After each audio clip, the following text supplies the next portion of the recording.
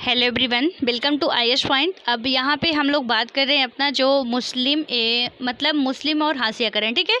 तो इसके बारे में हम लोग समझ रहे हैं, इसके पहले भी हम लोगों ने कुछ बातें जो थी उसको समझा है। देन आज यहाँ पे सबसे पहले तो ये जो हमको निबंध दिख रहा है इसके बारे में थोड़ा सा बात करेंगे और उसके बाद ही हम आगे की बात करेंगे, ठीक है। तो इसमें यदि हम देखें तो बात की गई है कि मैं एक मुस्लिम बहुल क्षेत्र में रहती हूँ। यानी कि क्या बात कर रही है, ये कोई लड़की है बोल रही है कि मैं एक मुस्लिम बहुल क्षेत्र में रहती हूँ। दैट मीन्स कि जहाँ पे ज़्यादा जनसंख्या मुस्लिमों की है वो उस एरिए में रह रही है। कुछ दिन पहले रमज़ान के दौरान वहाँ कुछ गड़बड़ी हुई जिसने जल्दी ही सांप्रदायिक रूप ले लिया और मैं और मेरा भाई पड़ोस में ही इफ्तार की एक दावत में गए हुए थे।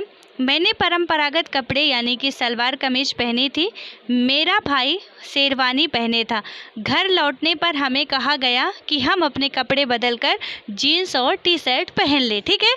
तो ये क्या बता रहे हैं कि ये लोग एक मुस्लिम बाहुल्य क्षेत्र में रहते थे और वहाँ पे रमज़ान का टाइम चल रहा था। वो लोग किसी एक मतलब दावत पे जाते हैं, जैसे हम बोलते हैं कि निमंत्रण या आमंत्रण में जा रहे हैं, तो उनकी लैंग्वेज में बात करें तो दावत, ठीक है। तो वो दावत में जाते हैं किसी के घर में और वहाँ पे वो अपने जो उनके परंपरागत जो रीति रिवाज के अनुसार उनके कपड़े होते हैं वो उनको पहने हुए थे, लेकिन उनको किसी के द्वारा धमकाया जाता है कि आप जीन्स या टी शर्ट ही पहने, ठीक है। दोनों लोगों को जब वो आते हैं तो उनको ऐसी बातें कही जाती हैं। अब जबकि सब कुछ ठीक है तो मुझे हैरत होती है कि हमें कपड़े बदलने के लिए क्यों कहा गया और मुझे यह बात अजीब क्यों नहीं लगी। क्या हमारे पहनावे से हमारी पहचान पता चल जाती है और क्या यही पहचान सारे खतरों की मतलब खतरों और भेदभाव की जड़ है। यानी कि वो लोग क्या सोच रही हैं कि यानी ये जो इसमें लिखा है एनी ए फारूकी, ठीक है, इन्होंने लिखा है, तो ये बोल रही हैं कि उनके ऐसा कहने से हमें हैरत होती है, ठीक है। मतलब वो परेशान हो जाती हैं कि मैं जो पहनी हूँ और मेरा भाई जो पहना हुआ है इनको क्या प्रॉब्लम हो सकती है, ये क्यों ऐसा बोल रहे हैं कि भाई आप अपना ड्रेस जो है वो चेंज करो और जीन्स और टी शर्ट ही पहनो। तो क्या हमारे कपड़े ही हमारी पहचान है या कि कोई और वजह है, ठीक है। तो सांप्रदायिक दंगे आपको पता है कि किस वजह से होते हैं। यहाँ पे जब धर्म की बात आती है तभी सांप्रदायिक दंगे होते हैं, ठीक है। तो इसमें क्या होता है कि अब यहाँ से आप यदि समझें, आपको क्या लगता है, थोड़ा सा आप सोचिएगा, दिमाग लगाइए इसमें कि इनको ऐसा क्यों बोला गया, ठीक है। और इसमें यहाँ पे लिखा भी गया है कि उपरोक्त निबंध आपकी ही उम्र की एक बच्ची ने लिखा है। आपकी राय में क्या वह क्या कहने का प्रयास कर रही है। यानी कि इसमें इसीलिए इसका सारांश नहीं बताया गया है कि हमको सोचना है कि इन्होंने आखिर ऐसा क्यों लिखा, कि मतलब हमको या पहनावे से पता चलता है। तो बिल्कुल पहनावे से, सबके पहनावे से हमको पता चलता है, क्योंकि जब हम मुस्लिम का वेशभूषा जो भी है वो देखते हैं तो हम बिल्कुल सीधे तौर पे कह सकते हैं, या किसी सिख जाति के लोगों को देखेंगे तो वो अपने धर्म के अनुसार से जो भी पगड़ी वगैरह पहनते हैं तो हम देखते ही पहचान जाते हैं कि ये किस जाति के होंगे। जाट धर्म वालों को देखेंगे तो उनको हम पहचान जाते हैं कि ये किससे क्यों पहचान जाते हैं, क्योंकि उनका जो वेशभूषा होता है वो तो उसके हिसाब से हम लोग पहचान जाते हैं, क्योंकि एक उनकी परंपरागत वो चीज़ पहले से ही बनी आ रही है कि वो लोग यही पहनते हैं, ऐसा कुछ होता है। तो कुछ अपवाद को छोड़ दें तो वहाँ पे हम अच्छे तरीके से मतलब उनकी पहनावों को ही देख के पहचान जाएंगे कि ये कौन है, ठीक है। तो यहाँ पे इनके जो दिमाग में आ रहा है कि क्या सारे खतरों और भेदभाव का जड़ यही है कि हम ऐसे कपड़े पहनते हैं। या आप देखोगे कि हिंदुओं और मुस्लिम में जो उनकी दाढ़ी होती है उनमें भी बहुत फ़र्क होता है, ठीक है। तो उनको ही आप देख के पहचान जाओगे कि क्या कैसे होता, कौन हिंदू है कौन मुस्लिम है, सीधे तौर से हमको डिफरेंस पता चल जाता है। अब उसके बाद हम बात करते हैं यहाँ पे, तो इसमें बात की गई है कि इस अध्याय के उपरोक्त भाग में हमने देखा कि मुसलमानों के आर्थिक और सामाजिक हाशियाकरण के बीच गहरा संबंध है। इसी अध्याय में पीछे आपने आदिवासियों की स्थिति के बारे में भी पढ़ा। 7वीं कक्षा में आप भारत में औरतों की असमान स्थिति के बारे में पढ़ चुके हैं, ठीक है। यानी 7th क्लास में हम लोग औरतों की जो असमान स्थिति है, घर से लेके हमारे समाज तक, बाहर तक की जितनी भी असमानता झेलनी पड़ती है औरतों को, वो सारी बातें हम पढ़ चुके हैं।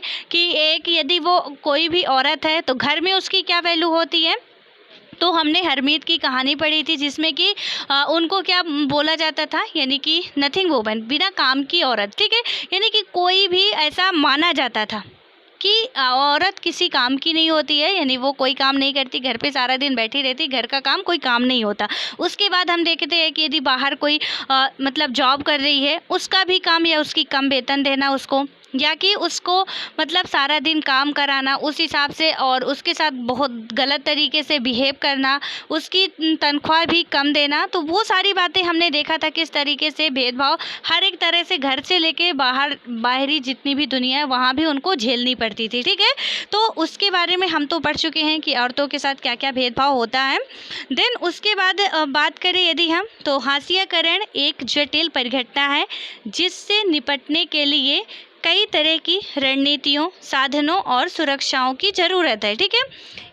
इसका मतलब यह है कि संविधान द्वारा परिभाषित अधिकारों और इन अधिकारों को साकार करने वाले कानूनों व नीतियों की रक्षा में हम सभी की बराबर जिम्मेदारी बनती है। इनके बिना ना तो हम उस विविधता की रक्षा कर पाएंगे जो हमारे देश को एक अनूठी छटा देती है, और ना ही समानता के प्रति राज्य की प्रतिबद्धता को साकार कर पाएंगे। यानी कि ये क्या कह रहे हैं कि हाशियाकरण एक बहुत बड़ी गंभीर समस्या है, ठीक है। जब तक यदि ये सही नहीं होता है तो कहीं ना कहीं हम जो हमारा लक्ष्य है उसको प्राप्त करने में हम पीछे रह जाएंगे, यानी कि विविधता की रक्षा नहीं कर पाएंगे जो हमारे देश को एक अनूठी छटा देती है। हमारा देश इतना बड़ा, देश का संविधान है, हमारा देश इतना बड़ा है, तो इसमें से यदि हम बात करें तो क्षेत्रफल की दृष्टि से आपको पता है कि 7वां स्थान भारत का ही आता है, और जनसंख्या की दृष्टि से तो दूसरा ही है। और इस कोविड-19 के बाद तो अब पता नहीं पहले या दूसरे किसमें, अब यदि जनगणना होती है तो उसके बाद ही पता चल पाएगा कि अब किस मतलब नंबर पे आने वाला, ठीक है। तो यहाँ पर यदि हम जनसंख्या की दृष्टि से देखें तो एक मोटा मोटा अनुमान लगा सकते हैं कि भारत फर्स्ट नंबर पे भी आ सकता है, क्योंकि यदि युवा वर्ग किसी देश में सबसे ज़्यादा है तो वो भारत में ही है। और आप मोदी जी के कई स्पीच में सुन चुके हैं कि भारत युवाओं का देश है, और आप देखते भी हैं कि भारत में ही युवा वर्ग सबसे ज़्यादा पाए जाते हैं। मतलब कंपेयर करें छोटे बच्चे बुजुर्गों की तुलना में, सबसे जैसे हम देखते हैं अमेरिका में, चीन में, ऑस्ट्रेलिया में, वहाँ बहुत मतलब उनकी उम्र दराज व्यक्ति ही पाए जाते हैं, लेकिन ये कंट्री ऐसी है जहाँ काफ़ी मात्रा में युवा रहते हैं, ठीक है। तो यहाँ पे अब यदि आंकड़ा आता है तो बस इतना अनुमान लगा सकते हैं कि हो सकता है कि चीन को भी ये क्रॉस करके आगे निकल जाए, किसके, जनसंख्या की दृष्टि से, ठीक है। तो ये बहुत अच्छी खबर नहीं होगी हम लोगों के लिए कि पहले स्थान पे जा रहा भारत, तो बहुत अच्छी खबर है। तो यहाँ पे यदि पहले स्थान पे जनसंख्या के उसमें जा रहा है तो ये हमारे लिए बुरी खबर है, और इसको हमको रोकने के लिए बहुत सारे उपाय किए जा रहे हैं। और भी यदि ऐसा कुछ होता है तो उपाय करने की सोचनी चाहिए सरकार को भी, और जो सरकार में पब्लिक रह रही है देश में उसको भी जागरूक होना चाहिए, ठीक है। क्योंकि जनसंख्या का बढ़ना, आपको पता है कि यदि जनसंख्या बढ़ी तो ज़रूरतें बढ़ेंगी तो फिर ज़रूरतों को पूरा करने के लिए काम किया जाएगा, और जिस हिसाब से काम किया जाएगा तो वैसे भी आज ज़मीन जो है, तो पहले ज़मीन बहुत ज़्यादा होती थी, ठीक है। अब यहाँ पे ही आप एक अच्छी एग्जांपल से समझ लीजिए कि सपोज आपके घर में आपके पापा के पास 10 एकड़ ज़मीन थी, ठीक है। 10 हेक्टेयर ज़मीन के बाद हम बात करते हैं तो उसके बाद आप मतलब 2 भाई हुए, 2 भाई में 5-5 डिवाइड कर दें, ठीक है। अब 2 भाई में सपोज आपके एक बच्चा हुआ, या आपके भैया के 2 बच्चे हो गए, ठीक है। अब उसमें से क्या हुआ कि ये जो ज़मीन 5 एकड़ थी तो 2 बच्चों में कितनी आएगी, 2 एकड़ 50 डिसमिल आएगी। उसके बाद इनके भी कुछ बच्चे हुए, यानी कि कुछ समय बाद ये ऐसी कंडीशन आएगी कि यहाँ पे हमें घर बनाने के लिए भी ज़मीन नहीं मिलने वाली है, यदि जनसंख्या ऐसी ही लगातार बढ़ती रही तो बिल्कुल ये सत्य है, क्योंकि धरती तो हमारी उतनी ही है, लेकिन जो लोग हैं वो बढ़ रहे हैं लगातार, और जब लोग बढ़ रहे हैं तो उनकी ज़रूरतें भी लगातार बढ़ती जा रही हैं।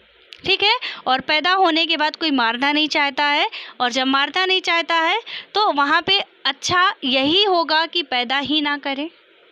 तो उससे हमको ये सोचना चाहिए और सबके अंदर ये जागरूकता लाना चाहिए, सरकार को भी काम करना चाहिए और देश में रहने वाली पब्लिक को भी अब थोड़ा बहुत जागरूक होना चाहिए कि ये सही नहीं है, और गवर्नमेंट के द्वारा कुछ पॉलिसियां चलाई गई हैं। ठीक है, और ये आप लोगों के लिए आज का क्वेश्चन है कि गवर्नमेंट के द्वारा, हमारे भारत सरकार के द्वारा, या कि हम बात करें स्टेट सरकार के द्वारा, आप लोग जिस भी स्टेट में रह रहे हैं तो कुछ स्टेट के द्वारा भी चलाई जाती हैं, तो ये दोनों ही मतलब सेंटर की और स्टेट की दोनों की द्वारा जो योजनाएं चलाई गई हैं कि जनसंख्या निरोधक में, या कि इनकी जागरूकता के लिए जो भी है कि क्या कुछ है तो उसको आपको बचाना है, मतलब सॉरी बचाना नहीं, बताना है। ठीक है, तो यहाँ पे कोशिश कीजिएगा, यदि हो सके पॉसिबल हो सके तो, यदि कोशिश करेंगे तो कोशिश करने वालों की कभी हार तो होती नहीं है, और ज़रूर है कि आप लोगों को भी इसका आंसर मिल ही जाएगा। तो अपने स्टेट का भी पता करना है कि कौन कौन सी योजनाएं ऐसी चलाई गई हैं, जैसे कि सपोज दैट मैं एक दो यदि बताऊं तो इसमें से जैसे कुछ ऐसी योजनाएं चलाई गई हैं कि यदि क्या होता है कि आप यदि 2 से, अब वर्तमान समय की मैं बात करूं यदि, तो यानी एमपी में योजना जो चलाई गई है उसमें है कि यदि 2 से ज़्यादा बच्चे होते हैं, ठीक है, तो आपको गवर्नमेंट नौकरी में नहीं रखा जाएगा। यानी कि सीधे तौर पे उनमें रिस्ट्रिक्शंस लगा दिया गया है कि यदि आपके 2 से ज़्यादा बच्चे होते हैं आपको किसी भी गवर्नमेंट नौकरी में नहीं रखा जाएगा या नहीं मिल सकती हैं नौकरियां। ठीक है, तो ऐसे और भी कुछ जो भी चलाई गई होंगी, जो भी मुहिम चलाए गए होंगे, तो वो आप लोगों को खोज करके बताना है, आप जिस भी स्टेट के हैं, और सेंटर की भी आपको पता करना है। ठीक है, अब उसके बाद हम बात करते हैं आगे, तो निष्कर्ष कंक्लूजन में आए, यानी जितना अभी हम हास्यकरण के बारे में पढ़े तो पूरा निष्कर्ष रूप से हमने समझा क्या। इस अध्याय में हमने यह समझने का प्रयास किया है कि हास्याई समुदाय होने का क्या मतलब होता है। हमने विभिन्न हास्याई समुदायों के अनुभव के जरिए इस बात को समझने का प्रयास किया है। इन समुदायों के हाशिए पर रह जाने से अलग अलग कारण हैं, मतलब रह जाने के अलग अलग कारण हैं। प्रत्येक समुदाय को प्रत्येक समुदाय इसको अलग अलग तरह से महसूस भी करता है। ठीक है, यानी कि हास्यकरण की कई वजह हैं और कई तरह से, और मैंने कई बार आपको बताया भी है, और यदि आप इसको नोट कर लेंगे कहीं पे तो आपके लिए ये बहुत अच्छा होगा। कौन सा? तो ये जो हमारी व्यवस्था है इसमें क्या है, सामाजिक, राजनीतिक, आर्थिक यहाँ पे हो जाएगा, उसके बाद धार्मिक हो जाएगा, प्रौद्योगिकी हो जाएगा। तो ये जो जितनी भी बातें हैं लिंग के आधार पे हो जाएगा, यानी कि सामाजिक हो गया। ठीक है, समाज में किस तरीके से हर एक, आप कोई भी क्वेश्चन सॉल्व कर रहे हो, हम कोई भी बात कर रहे हैं, चाहे वो हास्यकरण की हो, चाहे वो भेदभाव की हो। अब यहाँ पे आप बताइए, हम भेदभाव का यदि लेते हैं, ठीक है, भेदभाव का हम लेंगे तो सामाजिक रूप से हमको भेदभाव झेलना पड़ता है कि नहीं? बिल्कुल पड़ता है। उसके बाद राजनीतिक रूप से हमको भेदभाव झेलना पड़ता है कि नहीं? बिल्कुल झेलना पड़ता है। लिंग के आधार पर हमको भेदभाव झेलना पड़ता है, तो बिल्कुल झेलना पड़ता है। आर्थिक आधार पे भी हमको भेदभाव झेलना पड़ता है, अमीरी गरीबी ऊंच नीच का जो है। उसके बाद धार्मिक आधार पे भी हमको भेदभाव झेलना पड़ता है, बिल्कुल ये सत्य बात है। ठीक है, तो ऐसे यदि हम इसको याद कर लेंगे तो ये हमारे हर जगह पे काम आने वाला है, चाहे वो हास्यकरण का हो, चाहे वो फिर भेदभाव का हो, चाहे और कोई हो, जितने भी हम सब्जेक्ट पढ़ेंगे उन सभी में कहीं ना कहीं ये इन चारों का ही रोल होता है, सामाजिक, आर्थिक, राजनीतिक, धार्मिक, प्रौद्योगिकी, इनका ही रोल होता है मेन रूप से। ठीक है, और इतने में ही पूरा समाज का निर्माण हुआ, इतने में ही हमारी व्यवस्था चलती है, सामाजिक रूप से, आर्थिक रूप से, राजनीतिक रूप से, धार्मिक रूप से। तो बस इतना हमको याद रख लिए यदि, तो आप हास्यकरण का पूरा एकदम से, कोई भी आपसे पूछता है कि हास्यकरण का क्या मतलब है, आप समझाओ, या इससे आप क्या समझते हो। ठीक है, आप बोल सकते हो कि सामाजिक रूप से यदि हम बात करें सबसे पहले, और सुनने वाले को भी लगेगा कि भाई बंदे में दम है, यानी कि यदि हमने बोल दिया कि सामाजिक रूप से, यानी कि वर्ग के आधार पर, जाति के आधार पर लोगों को मतलब जो कि मतलब बात करें बहुलता वर्ग है, वो अल्पसंख्यक वर्गों को क्या कर रहे हैं, जो बहुसंख्यक वर्ग हैं अल्पसंख्यक वर्गों को कहीं ना कहीं वो हाशिए पे उनकी वजह से खड़े हुए हैं। सामाजिक रूप से हो गया, आर्थिक रूप से भी जो अमीर है गरीब, जो धार्मिक रूप से भी बात कर सकते हैं कि जिनका मतलब वर्चस्वशाली जो हैं व्यक्ति, तो उनके द्वारा जो कि कम वर्चस्व वाले व्यक्ति हैं उनको हाशिए पे रखा गया है। तो हम एक पूरा हाशिएकरण को किसी भी सामने वाले व्यक्ति को एक अच्छे तरीके से पूरा छोटी सी बात में उनको बहुत कुछ समझा सकते हैं। ठीक है, यानी कि आपने पूरे जितने भी पहलू थे उन सब को उसमें आपने समझा दिया। कि क्या समझा दिया हमने कि किस किस तरह से ऐसे यदि भेदभाव होता है या हाशियाकरण होता है या और भी कोई वजह होती है, किसी भी दंगा होता है, कुछ भी होता है, तो इनका मेन रीजन क्या होता है, कौन कौन से इसमें जो स्तर होते हैं तो उनसे लोग निकल के आते हैं, वो हम किसी भी व्यक्ति को सामने वाले को इजीली समझा लेंगे। तो इसको यदि आप कहीं पे नोट कर लोगे ये बात, ये जो आप यही फ्लो चार्ट बना के ही ऐसे नोट कर लीजिएगा। तो यहाँ पे व्यवस्था का स्वरूप यदि लिख लेंगे, जो भी हमारी व्यवस्था है, व्यवस्था में तो यही सब कुछ आ रहा है कि व्यवस्था कैसी चल रही है। ठीक है, उसमें सामाजिक, राजनीतिक, आर्थिक, धार्मिक ये हम नोट कर लेंगे और कहीं भी आता है हम कोशिश करेंगे इंटरलिंक करने की कि इसमें कैसे हो सकता है, और पूरा सब कुछ हमारा इतने में ही सिमट जाता है। अब बताइए इसके अलावा हमारे देश में क्या है, सामाजिक है, राजनीतिक है, धार्मिक है, आर्थिक है। अब हम इसको डिवाइड करते हैं तो सामाजिक में मतलब जो वर्ग हो गया, जाति हो गया, परिवार हो गया, वो सब कुछ आ जाएगा। तो फिर तो वो अलग अलग सब कुछ आ ही जाएगा। मतलब थोड़ा हम लोग यदि अच्छे वर्डों का यूज करते हैं तो अच्छा होता है। ठीक है, यानी कि हम अब ऐसा ना कह के कि हाशिएकरण का मतलब पूरा इसका मीनिंग लिखें, इसका मीनिंग ना लिख के हम यदि हाशियाई लिख देते हैं तो एग्जामिनर समझ जाएगा कि हाशिए का मतलब कि उच्च वर्ग के द्वारा निम्न वर्गों को दबाना कहीं ना कहीं, या आज कुछ जाति वर्ग जो पीछे रह रही हैं तो बहुत से बड़े क्षेत्र में कुछ जातियों को बहुत से छोटी क्षेत्र में रखा जा रहा है, तो वहाँ पे इसे हम हाशिया ही कहेंगे। तो ऐसा ना कह के हम सिर्फ सीधे हाशियाकरण लिख दिए और एग्जामिनर को भी समझ में आ गया कि हाँ हाशियाकरण का क्या मतलब होता है, क्योंकि हमको वर्ड लिमिट भी देखनी पड़ती है। तो इन सब बातों को लेके यदि हम चलते हैं तो एक अच्छी अप्रोच बना पाएंगे और सही तरीके से हम लोग सही डायरेक्शन पे जा पाएंगे। ठीक है, उसके बाद अब हम बात करते हैं यहाँ पे, तो प्रत्येक समुदाय को इसको अलग अलग तरह से महसूस भी करना पड़ता था। हमने ये भी देखा कि हाशियाकरण का संबंध अभाव पूर्वाग्रह। ठीक है, पूर्वाग्रह हम क्लास 6 में पढ़े थे, आपको याद हो कि जो पहले से ही अवधारणाएं बना ली जाती थी कि जो जिसमें है उसी में वो रहेगा। उसके बाद है कि शक्तिहीनता के एहसास से जुड़ा हुआ है। शक्तिहीनता का मतलब जिसके पास शक्ति बिल्कुल ना हो, यानी कि उसको बना दिया जाता था कि ये बिल्कुल शक्तिहीन है। तो इनसे जुड़ा हुआ होता था अभाव, यानी कि हाशिएकरण का संबंध। ये तीनों ही पॉइंट आप समझ लीजिए कि किसी भी हाशिएकरण का संबंध किस किस चीज़ से है। पहला है अभाव, अभाव का मतलब किसी चीज़ की हमारे पास कमी होना। दूसरा है पूर्वाग्रह, पूर्वाग्रह का मतलब है कि यानी जो पहले से ही रूढ़वादी विचारधाराएं बना ली गई थी कि जो भी पहले से बना हुआ है तो उसी पे हम जकड़े रहें। देन थर्ड है हमारा शक्तिहीनता। तो कहीं ना कहीं शक्तिहीनता भी जो कि लोग अपने आप को कमज़ोर समझने लगते हैं। अब यहाँ पे भी आ गई बात कि लोग कमज़ोर सिर्फ एक रूप से नहीं समझ सकते कि शारीरिक रूप से कमज़ोर होते हैं। जो मैंने ये आपको बताया व्यवस्था के बारे में, यानी कि सामाजिक, आर्थिक, धार्मिक, राजनीतिक हर एक क्षेत्र में लोग कमज़ोर अपने आप को समझते हैं। ठीक है, कोई उच्च वर्ग का है तो निम्न वर्गों को दबाएगा, कोई पैसे से अमीर है तो गरीब को दबाएगा, कोई अच्छे धर्म का है तो कोई जो भी निम्न धर्म के होंगे उनको दबाएगा।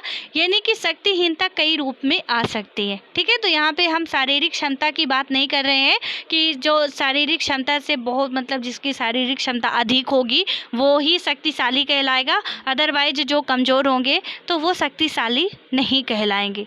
ठीक है, तो यदि हम ऐसा बोलते हैं तो महात्मा गांधी जी ने हमारे देश को आज़ाद करा दिए, जो कि एक मतलब ब्रिस्टन चर्चिल के द्वारा बात भी की गई थी कि आने वाली पीढ़ियां याद रखेंगी कि हार्ड मास का भी कोई एक व्यक्ति था। यानी कि उनकी ये कंडीशन थी। अब आपको पता है कि जो व्यक्ति हर एक बात में सत्याग्रह ठान दे, भूख हड़ताल कर दे, उनकी क्या कंडीशन होगी। नमक के बिना भी खाना खा लेते थे वो, नमक सत्याग्रह जब चलाते थे, तो उनका भी शरीर बिल्कुल, वो शारीरिक रूप से बिल्कुल भी मजबूत नहीं थे, बिल्कुल भी मजबूत नहीं थे, लेकिन उनके आने से ही ये क्रांति आई और हमारा देश आज़ाद हुआ। ठीक है, तो यहाँ पे सिर्फ एक वजह नहीं हो सकती है शक्तिहीनता का, मतलब कि शक्ति जैसे ही बात आती है तो हमारे माइंड में आता है शक्ति का मतलब तो हो गया कि भाई कोई बढ़िया पावरफुल आदमी है, डोले सोले बने हुए हैं, वही शक्तिशाली कहलाता है। तो ऐसा ये मिथ है, ऐसा कुछ नहीं होता है। हम शक्तिशाली कई रूप से होते हैं, कई तरह से, और शक्तिहीनता भी हमारे अंदर कई तरह से आती है। ठीक है, तो इन सब के एहसास से क्या होता है, जुड़ा हुआ है। हमारे देश में कई और भी हाशियाई समुदाय हैं, हमने तो सिर्फ 2 की बात की है, तो इसमें से और भी कई हाशियाई समुदाय हैं।